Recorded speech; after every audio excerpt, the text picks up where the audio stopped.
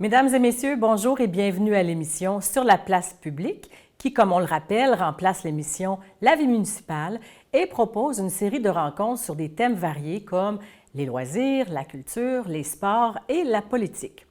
Cette semaine, on vous présente deux entrevues qui s'inscrivent dans la série de reportages que nous avons réalisés en marge des élections municipales 2025 et présentés lors de la campagne 2025 sur nos ondes à la télévision d'ici.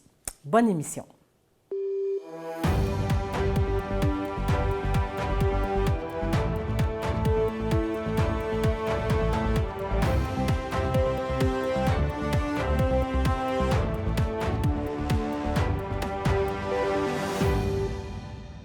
Le directeur général des élections est la personne qui administre le système électoral et référendaire dans la province du Québec.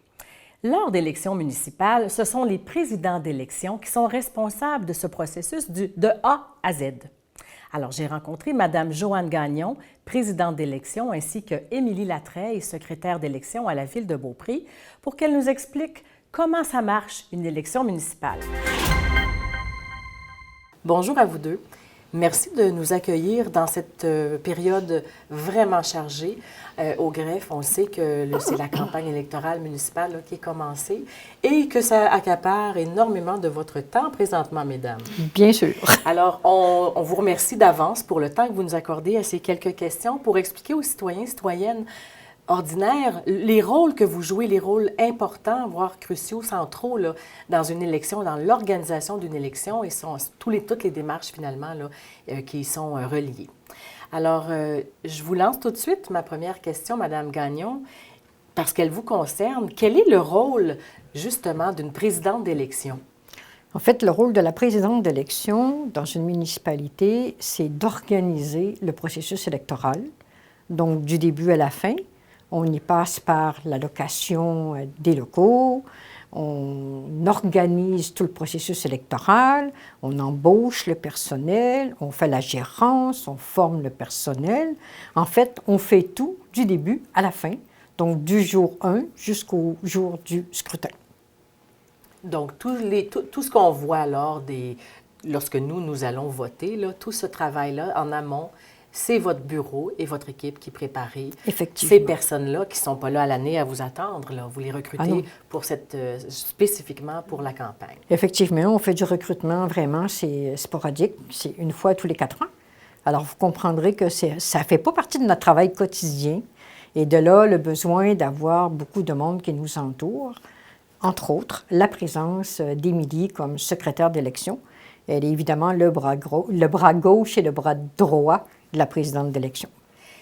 Justement, en quelques mots, là, dans les autres rôles là, qui vous entourent, comment vous décririez le rôle du conseil municipal et du maire tout particulièrement? En fait, le conseil municipal, il représente les citoyens. Il décide, il donne des orientations aux fonctionnaires, aux employés municipaux. Il administre évidemment l'argent, les deniers publics, par l'adoption de règlements, tous les services qu'ils veulent offrir à la population. C'est un peu, grosso modo, ce que fait le conseil municipal. Et rappelez-nous, donc on va entrer peu à peu dans le cœur du sujet là, des élections, les journées importantes de vote qui s'en viennent là, pour tous les citoyens de la Côte-de-Beaupré et d'Orléans. Émilie, est-ce que tu veux prendre la parole? Alors, on a 2 journées en particulier très importantes. Il y a premièrement le vote par anticipation qui va se dérouler le 26 octobre, le dimanche 26 octobre. Et puis ensuite, il y a aussi le jour du scrutin qui est le dimanche 2 novembre. Ça, c'est à la grandeur là, du Québec, ces 2 journées-là. En plus, il peut y avoir des journées d'anticipation supplémentaires en fonction du nombre d'habitants dans les différentes municipalités et villes. Donc, j'ajouterais également que dans différentes municipalités, il peut y avoir des bureaux de vote supplémentaires qui sont un bureau de vote itinérant lorsqu'on a un centre reconnu sur le territoire de la municipalité, exemple une RPA, un CHSLD. Alors normalement, on y tient ce qu'on appelle un bureau de vote itinérant. Il y a aussi en plus un vote au bureau du président. Cependant, il y a des critères et ce ne sont pas toutes les municipalités qui adhèrent à cette journée spéciale qui est le bureau de vote du président. Alors, il faut surveiller, appeler nos municipalités respectives, vérifier avec les présidents, les secrétaires d'élection pour savoir si ces journées-là auront lieu dans chacune des municipalités. Par exemple, moi, citoyenne de Château-Richer, je sais qu'il y a un lieu itinérant de vote au Jardin de la Côte. Est-ce que je pourrais aller voter là-bas? Non, c'est-à-dire qu'il faut faire attention parce que le vote itinérant, il est destiné à une certaine catégorie de personnes. Et c'est surtout, ce sont les gens à mobilité réduite, difficulté de se déplacer.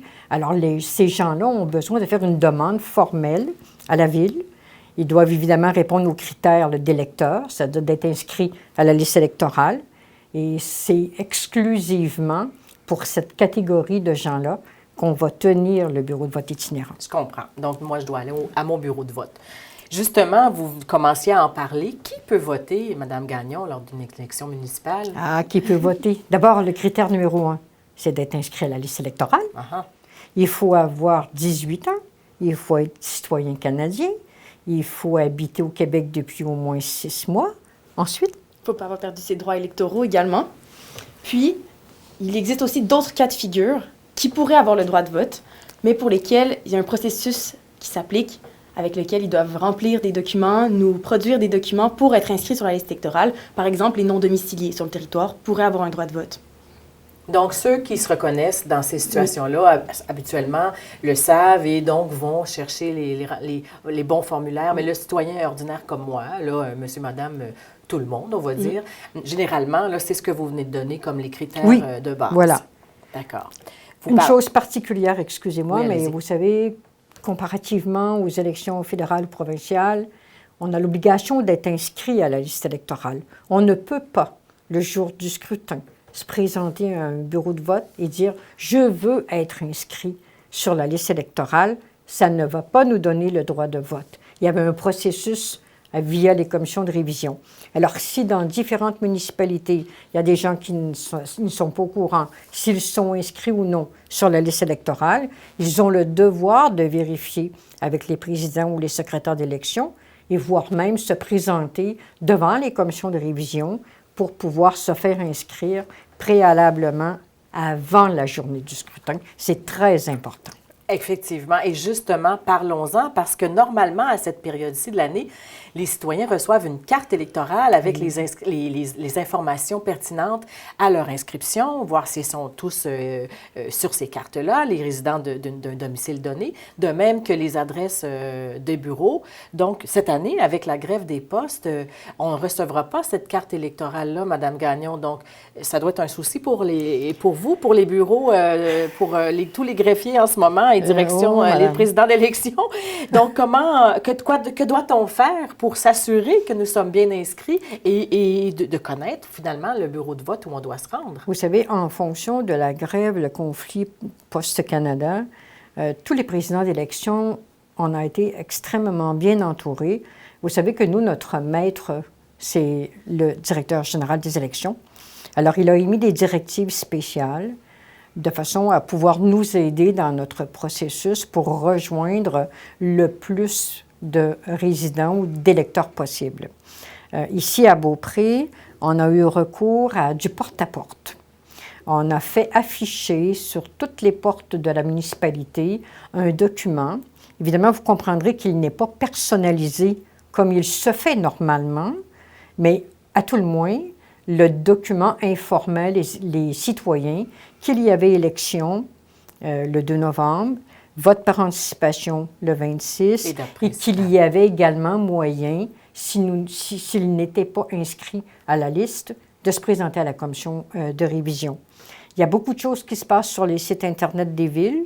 Il ne faut pas oublier les réseaux sociaux, les Facebook de ce monde. Alors, c'est sûr que l'on travaille beaucoup avec des médias autres que Poste Canada pour être capable de rejoindre le plus d'électeurs possible. As-tu des choses? Non, c'est exactement ça. Ils peuvent toujours nous contacter pour qu'on puisse leur confirmer. Et après, les gens qui ont été inscrits sur les listes électorales par le passé le sont toujours s'il n'y a pas eu de demande faite pour être retirés des listes électorales. Donc, des gens qui n'ont pas changé d'adresse depuis plusieurs années, qui ont voté dans les autres niveaux paliers de gouvernement, sont de facto inscrits à nos listes électorales s'il n'y a pas eu de changement, puisque c'est le DGE qui nous fournit à ce moment-là les listes. Nous, on peut faire des ajouts pour les nouveaux résidents qui sont arrivés entre-temps. Ils n'ont pas eu le temps de faire leur changement d'adresse.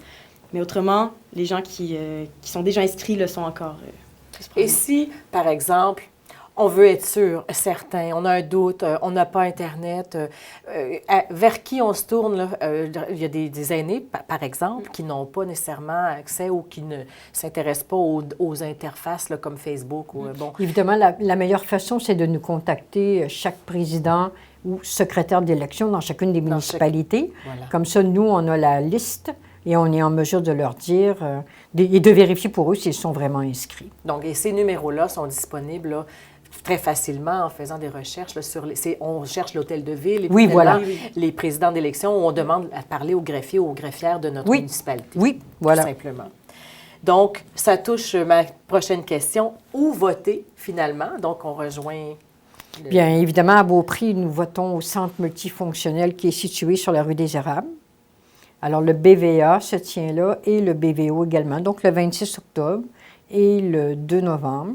Il nous fera plaisir d'accueillir les électeurs pour les accompagner dans cette journée, dans ces 2 journées-là. J'ajoute une nuance toutefois. On parle des citoyens de Beaupré. Oui. Toutefois, si évidemment nos auditeurs en ce moment qui écoutent cette émission sont de Château-Richer, bien là, ou de l'Ange-Gardien ou l'île d'Orléans, bien là, il faut s'adresser à chacune de nos municipalités pour, comme on a dit précédemment, trouver les bureaux de vote là, qui sont pour nous, dans nos régions, nos territoires respectifs. Le résultat des élections, Mme Gagnon, est-ce qu'il sera connu le jour même des élections? Bien sûr. Bien sûr, c'est un devoir qu'on a de faire connaître les résultats. Alors, à la fermeture des bureaux de vote, il faut faire la nuance entre le BVA et le jour du scrutin. Au BVA, tout est confidentiel.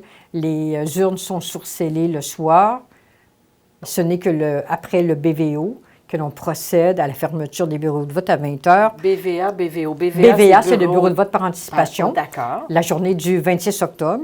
Et le 2 novembre, le jour du scrutin, à la fermeture à 20 h, les différents employés du domaine électoral vont procéder à ce qu'on appelle le dépouillement. Immédiatement après. Oui, tout de suite après, à la fermeture à 20 h.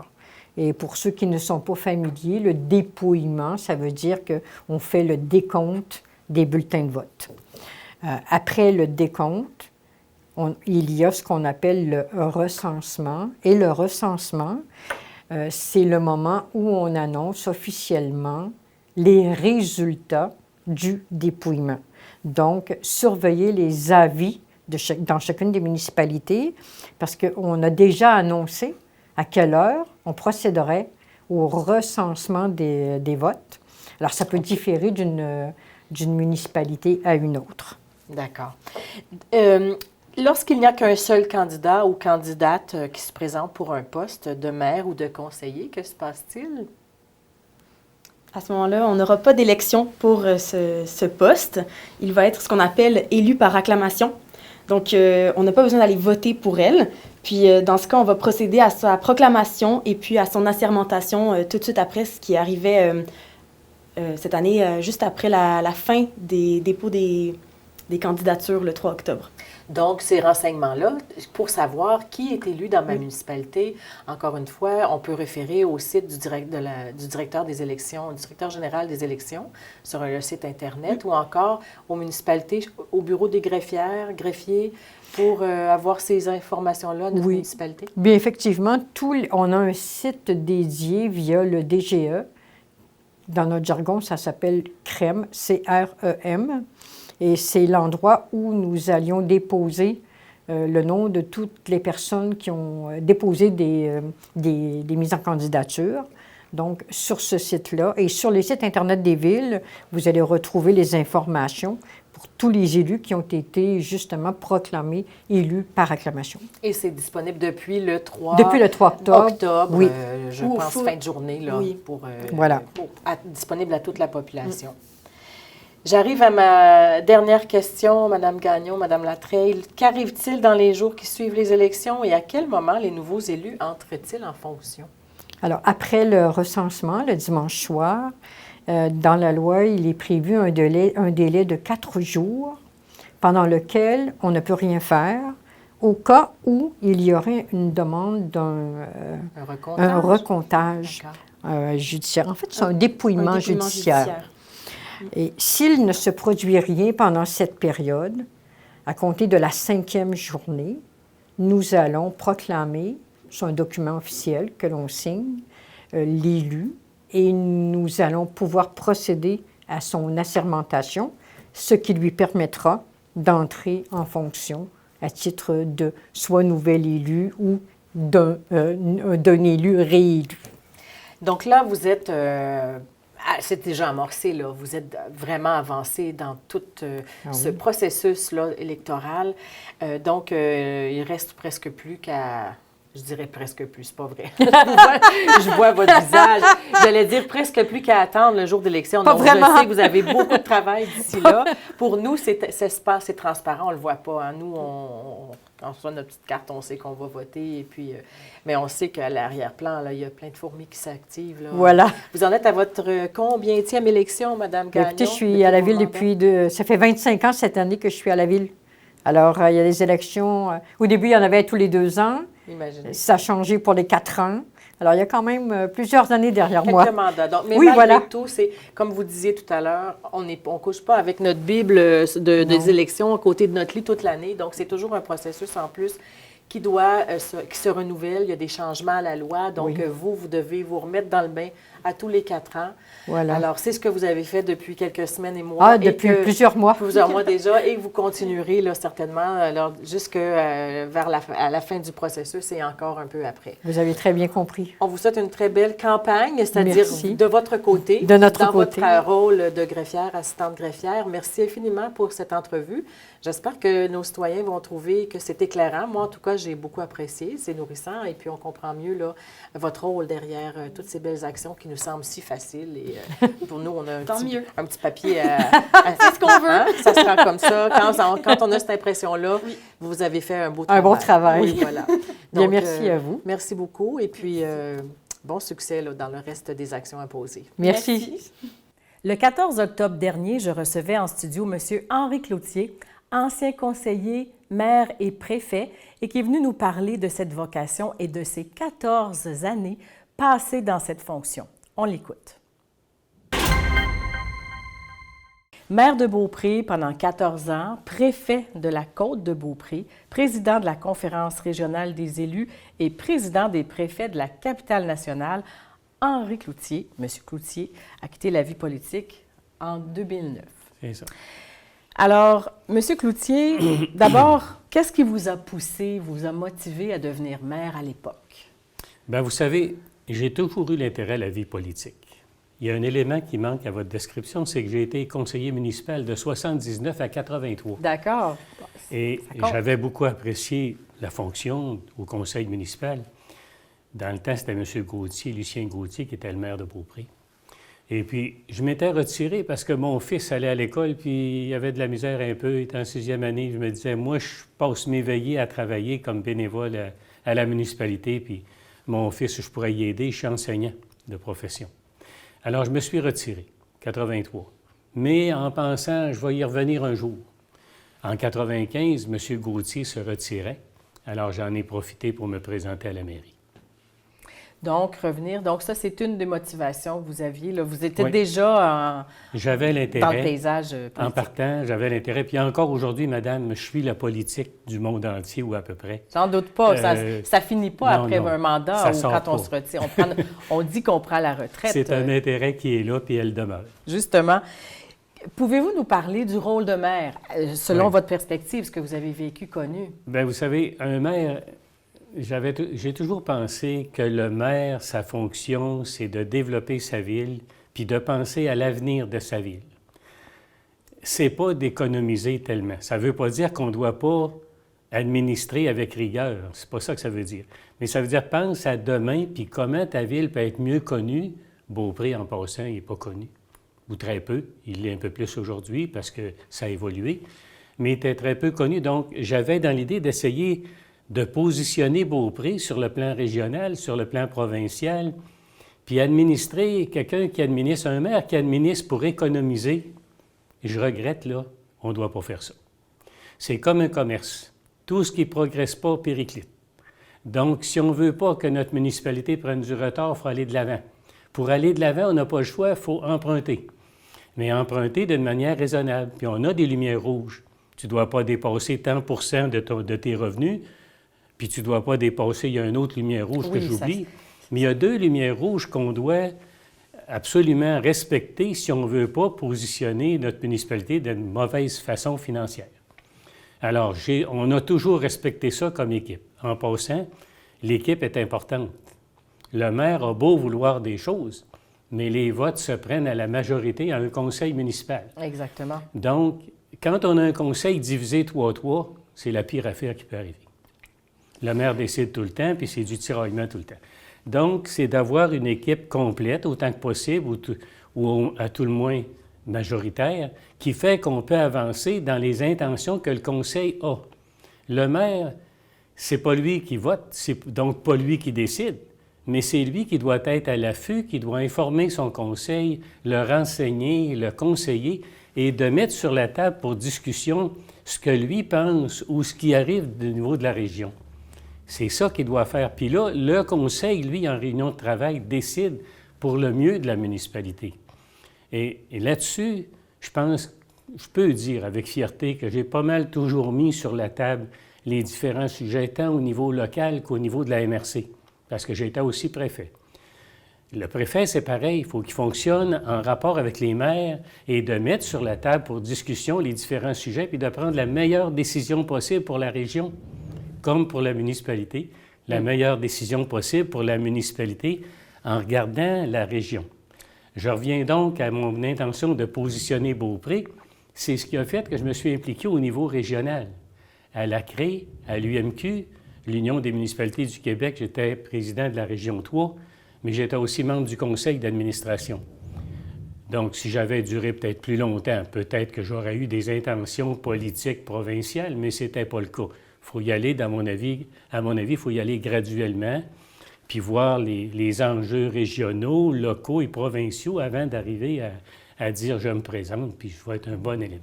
Trouvez-vous que la profession, même a posteriori, a changé, a évolué, la fonction de maire? La fonction de maire évolue, oui, pas de par ses intentions, comme je viens de dire, ou ses motivations, mais ça évolue, oui, parce que de plus en plus, les conseils locaux ont à répondre à des commandes gouvernementales. Le gouvernement transfère des responsabilités aux municipalités, puis si vous regardez une quinzaine d'années en arrière, je ne suis plus là, mais une quinzaine d'années en arrière, si vous regardez ça, ils ont de plus en plus de responsabilités qui vont faire que ça va demander aussi plus de personnes à la ville, qu'on prenne au niveau de l'urbanisme, au niveau de la gestion des eaux, au niveau des eaux usées. Il y a des règles à respecter et ça prend des gens pour les respecter. Le gouvernement, lui, va décider en haut puis il passe des lois, mais l'application de ces lois-là, elle se fait comment? Au niveau municipal, par des personnes qu'il faut aussi engager, il faut augmenter. Donc, dans les dernières années, je vois bien dans les municipalités qui ont augmenté le nombre de personnes et c'est normal parce qu'ils ont plus de choses à gérer. Ils ont plus de choses à analyser. Ça répond à une partie des questionnements des citoyens quand on voit parfois les taxes ou les frais qui augmentent. Bien, c'est justifié par ces exigences-là qui arrivent de Québec. Puis, il ne faut pas oublier au niveau des taxes que ce qui fait que les taxes montent, bien, l'évaluation a monté. Si l'évaluation a monté, c'est parce que les gens ont accepté de payer de plus en plus cher ce qu'ils achètent. Automatiquement, ce sont les gens qui font monter l'évaluation qui, par après, fait monter les taxes. Ça va de soi, c'est sine qua non. Il y a une répercussion. Alors, quand les gens disent « on est trop taxé », il faudra aussi qu'ils se disent « bien, on paye trop ». Ça va avec. Oui, tout à fait. Plus on paye, plus on est évalué, plus la municipalité va demander des taxes, même si elle veut baisser son taux de taxe, il reste qu'il y a une augmentation au bout de la ligne. Puis avec ce que j'ai dit tantôt, l'augmentation personnelle, l'augmentation des responsabilités, ça leur prend plus de sous. Avez-vous trouvé pendant vos mandats que la politique en tant que telle changeait, évoluait, devenait plus lourde, plus... Bien, c'est continu. C'est que du temps où j'étais à la mairie, il y avait aussi des transferts de responsabilités qui ont continué par la suite dans les 15 dernières années.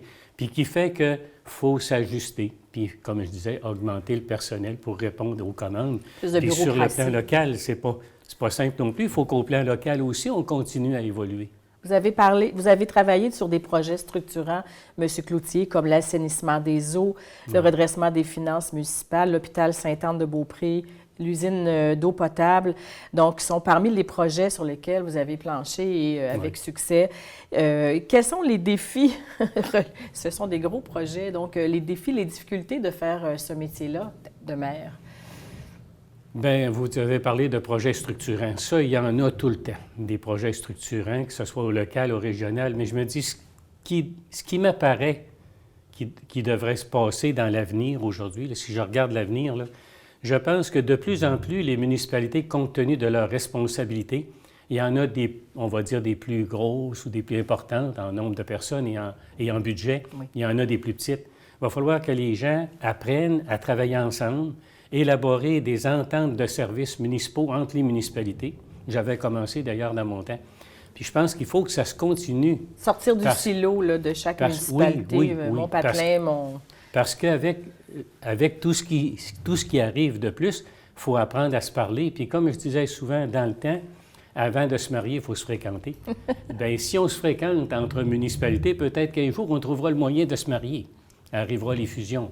Mais c'est dans ce sens-là que je voyais l'avenir, puis que je le vois encore aujourd'hui. Je veux dire, les plus petites, ils vont avoir de la misère. Regardez, je regardais dernièrement le nombre de personnes qui se présentent aux mairies puis aux conseils municipaux. Dans les petites municipalités, ils ont de la misère à trouver des personnes. Donc, puis ils ont de la misère aussi, ils n'ont pas le choix. Il faut qu'ils échangent des services. On l'entend, c'est ainsi à la télévision. Il y a des municipalités qui signent des ententes de services. Ça va prendre ça. Donc, l'avenir, pour moi, va devoir aller vers ça, sans compter des projets, des gros projets qu'on a tout le temps, que ce soit au niveau de l'eau potable, que ce soit au niveau... Il faut tout le temps améliorer, il faut tout le temps remplacer. Avec les intempéries qui arrivent, les grosses ondées qu'on a sur le plan pluvial, bien, les fossés, parfois, ne fournissent pas. Il faut continuer. Alors ça, c'est de la poutine de tous les jours. Vous touchez justement les principaux enjeux sur lesquels les élus devront se pencher. De façon générale, Côte-de-Beaupré, île d'Orléans, dans les prochaines années, selon vous? Bien, je parlais des ententes de services entre les municipalités pour arriver peut-être un jour à plus parler ensemble. Mais ce qui donne un bon coup de main sur le plan financier aux municipalités de la Côte, c'est les revenus générés par les éoliennes. Ça donne un bon coup de main aux municipalités, puis ils sont entendus entre elles pour partager des revenus de ça avec la MRC, les municipalités, puis c'est ce qui fait qu'on voit des belles réalisations sur la côte, là. Pensons à l'Ange Gardien, son centre de loisirs, pensons au quai de Sainte-Anne, pensons au centre de loisirs à Beaupré. Cet argent-là est venu des éoliennes en partie, puis du local en partie. C'est pas négligeable, oui. là. Puis votre question, c'était, je n'ai peut-être oublié une partie. Non, c'était, on parle des principaux enjeux sur lesquels les élus actuels vont devoir se pencher, là. Donc, vous avez parlé de plusieurs éléments déjà lors de vos mandats, mais oui. Là, dans le présent... Bien, comme je vous parlais, futur.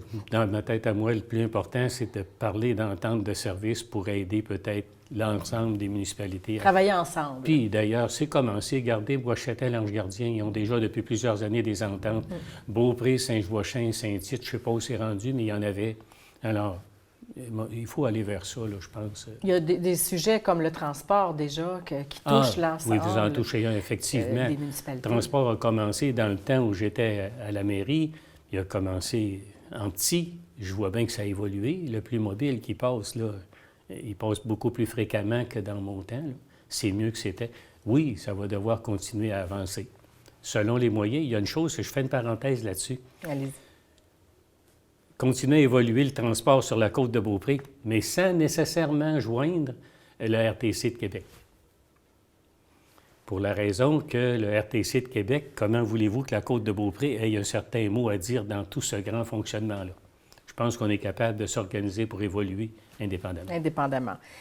Que diriez-vous à un jeune ou une jeune qui veut se lancer sur la scène municipale? Je dirais, vas-y. As-tu l'intérêt de la politique? As-tu l'intérêt et les capacités de discuter avec les gens? De discuter puis de t'entendre. Si tu as cette qualité-là, vas-y, gêne-toi pas. C'est toujours le bon temps. Mais c'est ça, là. Il faut être capable de donner du temps, madame. Quand j'étais conseiller municipal, je donnais beaucoup de soirées, de fin de semaine. Quand je suis arrivé à la mairie, je me suis impliqué à fond, là. Quand je dis à fond, c'est pas rien que 30 heures semaine, là. J'en faisais beaucoup, puis comme conseiller municipal aussi.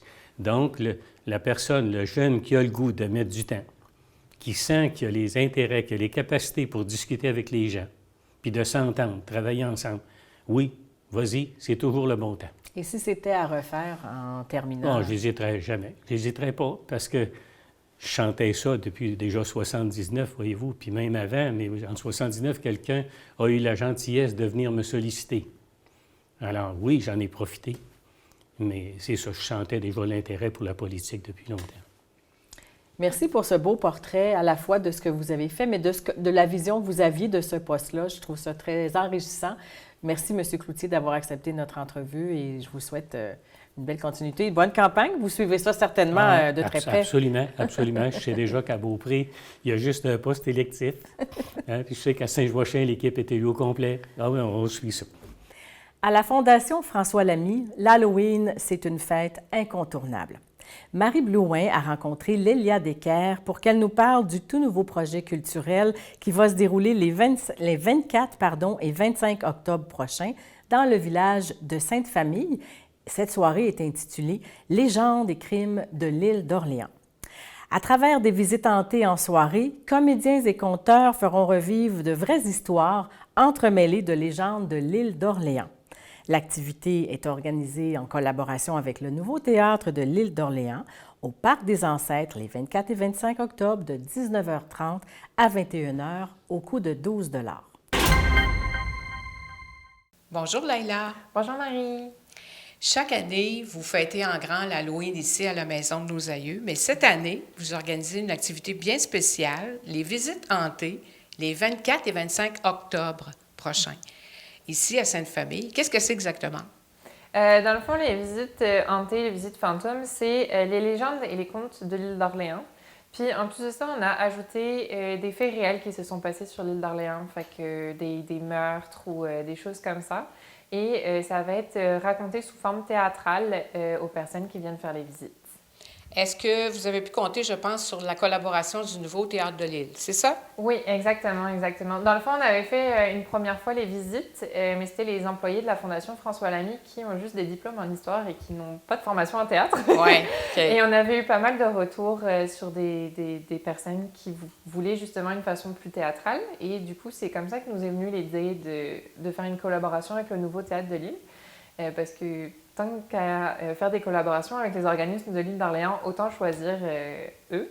Fait que c'est ça, c'est les acteurs du Nouveau Théâtre de l'île ou en collaboration avec le Nouveau Théâtre qui vont faire les représentations dans le Parc des Ancêtres et dans l'église de Sainte-Famille. Puis peux-tu nous donner un exemple? Comment ça va se dérouler? Oui, fait que dans le fond, quand les gens vont arriver à la maison de nos aïeux, là je sais que je donne plein de lieux, mais quand ils vont arriver à la maison de nos aïeux, dans le fond, ils vont être par petits groupes et ils vont se déplacer un peu partout sur les lieux. Et il va y avoir une représentation dans chaque lieu. Fait que dans l'église de Sainte-Famille, dans le Parc des Ancêtres, il y a comme 2-3 endroits où ils vont aller. Fait que c'est un peu comme ça. Puis il y aura 1 à 2 histoires par emplacement. Pourquoi vous avez décidé d'organiser un tel événement cette année? Parce qu'on avait commencé à faire des recherches sur un peu les histoires macabres de l'île d'Orléans. Ouais. Puis on s'était dit, quitte à faire quelque chose, quitte à faire des recherches là-dessus, autant organiser quelque chose en lien avec ça. Puis, bien évidemment, tout ce qui est en lien avec le macabre, les meurtres, les possessions démoniaques. Oui. C'est Halloween qui vient avec ça. Fait que c'est un peu de là qu'est partie l'idée, puis qu'on a décidé de faire ça au mois d'octobre, en plus de notre activité habituelle, le président. C'est comme une pré-fête d'Halloween, si on veut. Ça. Oui, exactement. Puis il va y avoir des départs. Ça dure, la visite dure combien de temps? Elle dure une trentaine de minutes. D'accord. Puis c'est à toutes les 20 minutes, mettons, à partir de 19h30? Oui, c'est ça. À partir de 19h30, il y a un départ toutes les 20 minutes, toutes les 15-20 minutes. Puis ça dure une trentaine de minutes au total, la visite. Parce que c'est quand même tard le soir, là, fait qu'on voulait quand même accommoder les gens. Est-ce que vous avez pu compter sur d'autres partenaires pour tenir cette activité-là, des partenaires financiers, mettons? Oui, fait qu'il y a la MRC de l'île d'Orléans qui nous a soutenus via l'entente de développement culturel. Fait que c'est en grande partie grâce à eux qu'on peut faire ça, là, parce que ben, c'est ça, là, ça prend du financement pour avoir Oui. des acteurs. Puis ça coûte moins cher aussi aux participants. Oui, exactement, exactement. D'ailleurs, ça coûte combien? Ça coûte 12 $ par personne, taxes incluses. Fait que c'est ça. Puis on s'inscrit où? Fait que dans le fond, vous pouvez vous inscrire via soit notre site Internet de la Fondation François Lamy. En fait, non, c'est le seul lieu via lequel vous pouvez vous inscrire. Oui. C'est ça. Je pensais qu'on avait d'autres places, mais non, c'est ça. Via le site Internet de la Fondation François Lamy que c'est possible de faire des réservations. Et le 31 octobre, vous tenez toujours ici, le presbytère redevient hanté. Exactement. Fait que... Le thème cette année? Cette année, vu que c'est la 10e édition, ça va être une édition un peu spéciale. Puis on va reprendre un peu de ce qui a été fait sur les 10 dernières années, là, comme un best-of des 10 dernières années. Puis c'est ça, il y a comme une histoire à suivre à l'intérieur du presbytère. Les enfants vont devoir nous aider à résoudre un mystère. Et... on a à nouveau la collaboration du théâtre de l'île d'Orléans. Oui, c'est ça. On va avoir des acteurs qui vont faire un côté un peu plus sombre, un peu plus effrayant pour les enfants qui osent aller les voir. Est-ce que c'est populaire chaque année, ça, cette activité-là? Le presbytère hanté, l'Halloween, oui? Oui, quand même. Sur les 2 dernières années, on a eu environ 500 personnes qui sont venues. Ouais. Fait que c'est quand même assez populaire. Là, puis c'est ça, on adore voir les enfants puis les parents venir avec eux au presbytère. Est-ce que ce sont des jeunes de l'île d'Orléans au complet qui sont invités ou bien c'est juste les élèves de Sainte-Famille, si on veut, les enfants? Non, dans le fond, c'est tout le monde qui veut venir, qui peuvent venir. Je pense pas qu'on ait juste des personnes de Sainte-Famille qui viennent. Mais on ne fait pas les statistiques, là, fait que je peux pas trop m'avancer là-dessus. Mais mettons, s'il y a des gens de Québec qui veulent venir, ils ont le droit de venir également. Là. On accueille tout le monde. Là. Est-ce que c'est gratuit? Oui, ça c'est gratuit. C'est une activité 100% gratuite. Puis est-ce que vous avez besoin de bénévoles dans vos activités présentement, que ce soit celle du 24, 25 ou celle du 31? Oui, dans le fond, c'est plus pour le 24-25 octobre qu'on va avoir besoin de bénévoles. Il nous en manque quelques-uns pour les deux soirées. Puis pour le 31 octobre, là aussi, il nous manque des bénévoles, mais on va dire que c'est moins pressant que le 24-25. Bon, bien, je vous souhaite un très grand succès dans votre activité et soyez assurés que je vais être là le 24 octobre. Ah oui, j'ai hâte. Merci, Leila. Merci.